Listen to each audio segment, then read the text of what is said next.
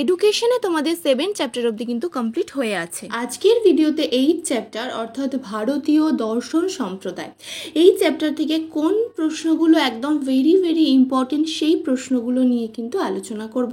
মাত্র 33টা প্রশ্ন আছে। আচ্ছা, দেখে নিই প্রথম প্রশ্ন কি আছে। দেখো, কোন দর্শন সরাসরি বেদের ওপর প্রতিষ্ঠিত? বেদানুগত দর্শন। ভারতীয় দর্শনের মূল উৎস হলো বেদ। কোন দর্শনকে সর্বদর্শন শিরোমণি বলা হয়? বেদান্তকে। বৌদ্ধ দর্শনের মূল উৎস কোনটি? ত্রিপিটক। পরের প্রশ্ন, সূত্র বা সূত্র শব্দের অর্থ হলো সংক্ষিপ্ত বচন। প্রথম বেদান্ত সূত্র রচনা করেছিলেন মহর্ষি বাদারায়ণ অর্থাৎ মহর্ষি ব্যাসদেব। পরের প্রশ্ন, সৎ উপায়ে জীবিকা নির্বাহ করাকে বলা হয় সম্যক আজীব। ন্যায় দর্শনের মতে পদার্থের সংখ্যা কটি?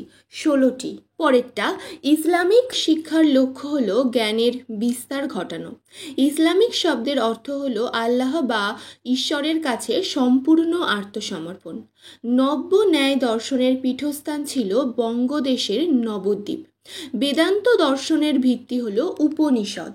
নেক্সট কোয়েশ্চেনে যাব, তার আগে বলবো তোমরা যারা এখনো আগের চ্যাপ্টার বা আগের পার্টগুলো দেখোনি অবশ্যই দেখা শুরু করে দাও এবং সেগুলো কিন্তু মুখস্থ করাও শুরু করে দাও। কারণ তোমাদের পরীক্ষার সময় আমি প্রত্যেকটা ভিডিওতে এটা বলি, একসাথে এতগুলো এমসিকিউ কিন্তু মুখস্থ করতে পারবে না। মুখস্থ হয়েছে মনে হলেও কিন্তু পরীক্ষার হলে একটা অ্যান্সার অন্য অ্যান্সারের ঘাড়ে চেপে যাবে, তো তোমাদের প্রবলেম হবে। এবং ইভিএস ছাড়াও অন্যান্য সাবজেক্টেরও দেওয়া আছে, তোমরা সেগুলোও কিন্তু চেক আউট করে নিতে পারো। এবার পরের প্রশ্ন দেখো, কোন দর্শনে সর্বজনীন শিক্ষার উল্লেখ পাওয়া যায়? বৌদ্ধ দর্শন। কোন বিষয়ে জ্ঞান লাভের পর অপর বিষয়ে জ্ঞান লাভকে বলা হয় অনুমান। প্রাচীন ন্যায় দর্শনের ভিত্তি হলো মহর্ষি গৌতমের ন্যায় সূত্র। ইসলামবাদের পবিত্র ধর্মগ্রন্থ হলো কোরআন। নেক্সট কোয়েশ্চেন, যে সকল দর্শন সম্প্রদায় ঘোরতর বেদ বিরোধী তাদের বলা হয় চরমপন্থী নাস্তিক দর্শন। বুদ্ধদেবের মতে মানুষের জীবনের সুখ দুঃখের কারণ হলো ভাবচক্র। পরের প্রশ্ন, প্রথম জীবনে গৌতম বুদ্ধের নাম ছিল সিদ্ধার্থ। যে দর্শনে যুক্তি বা তর্ক পদ্ধতির বিস্তারিত আলোচনা করা হয় তাকে বলা হয় ন্যায় দর্শন।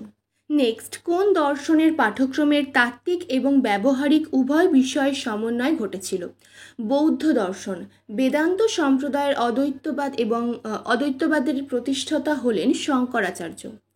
ন্যায় শাস্ত্রকে প্রমাণ শাস্ত্র বলা হয় কারণ ন্যায় শাস্ত্রে প্রমাণ সম্বন্ধে বিস্তারিত আলোচনা করা হয়। যে লৌকিক প্রত্যক্ষের সাহায্যে বস্তু গুণহীন সংবেদন হয় তাকে বলে নির্বিকল্পক লৌকিক প্রত্যক্ষ। পরের প্রশ্ন, যে জ্ঞান আমরা সরাসরি উপলব্ধি করতে পারি তাকে বলা হয় প্রমা বা প্রকৃত জ্ঞান। বৌদ্ধ দর্শন অনুসারে দুঃখের কারণ হলো অবিদ্যা। এই প্রশ্নটা কিন্তু একটু ভালো করে লক্ষ্য করবে, এটা বৌদ্ধ দর্শন আছে, ঠিক আছে। অষ্টাঙ্গিক মার্গ অনুসরণের কথা বলা হয় কোন দর্শনে? বৌদ্ধ দর্শনে। বৌদ্ধ দর্শনে আর্য সত্যের সংখ্যা হলো 4টি। পরের প্রশ্ন, অষ্টাঙ্গিক মার্গের 7টি পর্যায় অতিক্রম করে মানুষ যে অবস্থায় উপনীত হয় তাকে বলা হয় সম্যক সমাধি। ন্যায় দর্শন অনুযায়ী দুঃখের কারণ হলো অজ্ঞতা। এটা এখানে আছে ন্যায় দর্শন, আগেরটা ছিল বৌদ্ধ দর্শন, ঠিক আছে। এই জন্য ভালো করে দুটো কিন্তু আলাদা, দুটো কিন্তু গুলিয়ে ফেলবে না। পরের প্রশ্ন, পিটক শব্দের অর্থ হলো পেটিকা বা ঝাঁপি। কাকে ধর্ম ও নীতি জগতের সাম্যবাদের প্রচারক বলা হয়? গৌতম বুদ্ধকে। এই ভিডিওর শেষ প্রশ্ন, সমাধি শব্দের অর্থ কি? ধ্যান।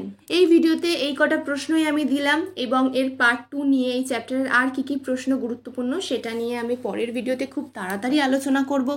এবং আগের পার্টগুলো যারা পড়োনি এখনো পর্যন্ত তারা অবশ্যই পড়া শুরু করে দাও। এবং শুধুমাত্র এডুকেশন নয়, ইভিএস, হিস্ট্রি, পলিটিক্যাল সায়েন্স প্রত্যেকটা সাবজেক্টেরই এরকম অধ্যায় ভিত্তিক ইম্পর্টেন্ট শর্ট কোয়েশ্চেন দেওয়া হচ্ছে। সেই সব কিছু পাওয়ার জন্য অবশ্যই চ্যানেলটিকে সাবস্ক্রাইব করে রাখো যারা যারা এখনও পর্যন্ত চ্যানেলটিকে সাবস্ক্রাইব করোনি। আর এই ভিডিওটি যদি কোথাও গিয়ে একটু ভালো লেগে থাকে বা হেল্পফুল মনে থাকে তাহলে অবশ্যই কিন্তু ভিডিওটি একটি লাইক করো, কমেন্ট করো, আর পারলে কিন্তু অবশ্যই ভিডিওটি বন্ধুদের সাথে শেয়ার করে দিও। পরের ভিডিও নিয়ে বা পরের পার্ট নিয়ে খুব তাড়াতাড়ি আসছি।